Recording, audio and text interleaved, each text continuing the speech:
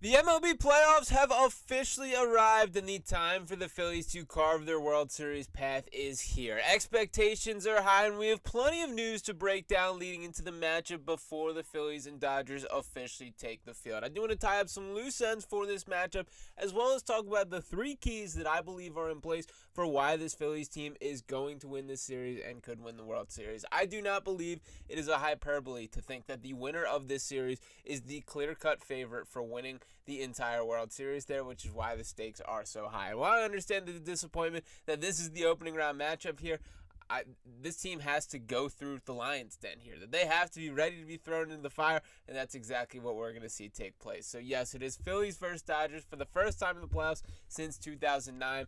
Game 1 is Saturday at Citizens Bank Park, Sanchez versus Ohtani, which I think is going to be an absolute gem here. And a couple other loose ends before I dive into the keys.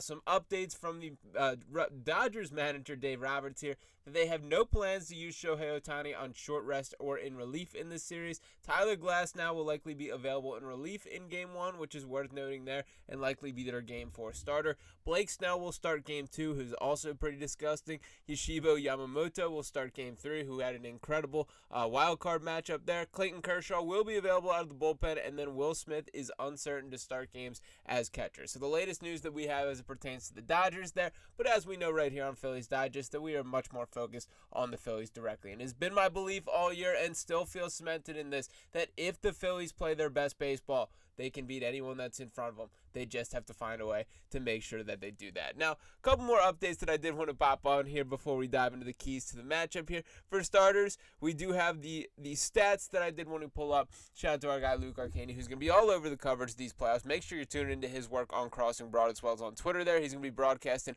all the quotes, all the questions that he does get. But he tweets out these stats here saying the Dodgers players versus Sanchez, Luzardo, and Suarez. Shohei Ohtani is 7 for 31 in his career, a 226 batting average with 2 home runs and 13 strikeouts. Mookie Betts, 8 for 30, has hit 267 at the plate with 2 home runs and 8 Ks there. Freddie Freeman, 11 for 38, hitting 289 with 1 home run and 11 Ks. And 6 of Freddie's hits and both of Mookie's home runs are off Ranger Suarez. So worth noting there, that is the presumptive starting rotation that we are going to see here. If there is a game 4, the expectation is that it'll be Aaron Nola being the guy to get the ball for the Phillies. But if these are going to be the big dogs for the Dodgers, which are assuredly the case here, not bad numbers that you are looking at. But of course, it is a different atmosphere in the playoffs, and that's what brings me to the 3 biggest keys today. So the number one that we're going to start off with, and this speaking directly about Game 1, a little bit of the series as a whole, Christopher Sanchez has to absolutely deal today. Now, to reflect on Sanchez, he has been this guy all season. This dude has been a legitimate ace for this Phillies team. Pitched in 32 games, 202.0 innings pitched,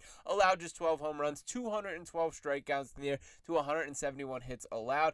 That is 7.6 hits per 9 innings, a 2.50 ERA, and a 1.064 whip here. We need Sanchez to have a gem. That Shohei Ohtani is absolutely going to be at his best here. I do think it's going to be exciting seeing the atmosphere of Philadelphia and him pitching in that environment there. I think Shohei's handled himself pretty well with the media here, made some jokes about loving the cheesesteaks, saying how passionate the fan base is, and I think he's playing the hits in the right way that will ultimately be favorable for the way that he's perceived here. But the bottom line is, this has to be a Christopher Sanchez gem, being capable of this game still being in reach by the time that Ohtani walks off that mound there. That is a key to me, that Sanchez has to look like the ace, and I do believe that is going to be the case. And point number 2, on the key to the Phillies winning Game 1 and ultimately the NLDS overall here, you got to get Shohei Ohtani out of this game. If there is one clear weakness with this Dodgers team that I think is going to be on full display in this series, it is the bullpen. There are not a lot of reliable arms in that bullpen here.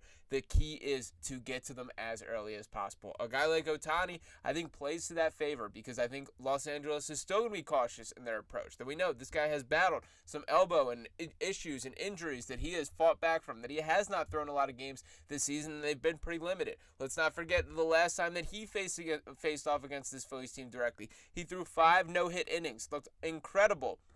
And then what happened? You get him out of the game, and all of a sudden the hits start coming a little easier. That is the blueprint I need to be followed today. That means taking pitches at the start of at-bats. That means working counts. That means building up, making sure that this guy cannot cruise through 7 or 8 innings, because that puts them in a tough spot as a team. But if you can get Shohei Ohtani out of this ball game as early as possible, I feel pretty great about this Phillies lineup putting some damage on the Dodgers bullpen there. And that brings me to point number 3, the bats cannot go silent, man. And I understand that I'm painting with a broad stroke for this overall point. I think some of this I put on Rob Thomson. For you have to have a feel for playing the hot hand, whether that is Nick Castellanos, whether that is Max Kepler, whether that is, whatever you want to do from a pinch hit perspective. It's going to be really interesting, the decision-making process. Guys like Otto Kemp and Weston Wilson at the bottom of the lineup there. I'm really curious what Rob Thomson does and ultimately goes with those decisions here. But, of course, the big dog's got to eat. That Bryce Harper has to be ready for the moment. Kyle Schwarber has been an unbelievable home run hitter all year. That needs to carry into the postseason. Trey Turner, are you back to the best hitter in the National League the way that you looked like for most of this year before these hamstring issues pop up? Those are the questions that need to be asked now. Now, to the point of Nick Castellanos and the overall platoon of the outfield, which has been a large talking point for the entirety of this season here, that we were asked a couple questions, and Nick Castellanos himself joined a podcast. So when I'm speaking about the Castellanos role in a little mailbag on thegoodfight.com, and the question is asked from Adam Aronson of Sixers Adam here, saying, in a hypothetical postseason game in which the Phillies face a lefty starter, do you think Thomson will still leave Castellanos in for the remainder of the game, or will he use a pinch hitter if a righty comes in against him in a big spot? And the article writes, in early September, when it became apparent that the Phillies were sticking to a more strict platoon in right field, I asked Rob Thomson in Miami if he would be open to removing Nick Castellanos for a pinch hitter late in games he starts if tasked with facing a tough right-handed reliever. His response, I doubt if I would, Thomson said then, but maybe there's different in the postseason. Thomson and the Phillies spent the summer easing into Castellanos' reduction in playing time as he continued to struggle. Eventually, they started replacing him on defense again. Eventually, they started platooning. Perhaps they eventually start pinch hitting him for unfavorable matchup when the games matter most. It could be in Philadelphia's favor to do so. While Max Kepler, who is likely to be available off the bench in a scenario like this, and Castellanos actually had similar season splits against right-handed pitchers, .704 OPS versus .701 OPS, the lefty-hitting Kepler had a much stronger second half and would have the theoretical platoon advantage. Additionally, Kepler is much more capable outfielder, which would make the late-game defense better after making this move at the plate. So an interesting write-up there on the perspective of things. Nick Castellanos is very much a guy that I have my firm eye on for this playoff run. For starters, because I do not want it to be forgotten that this man was the most dominant hitter on this Phillies team this last playoff run. I understand that this was not his best season with the 17 home runs, 72 RBIs, a .294 on base percentage there, 137 hits to 133 strikeouts, a .400 slugging percentage. Nick Castellanos did not look like the player that they paid him to be during his tenure in Philadelphia.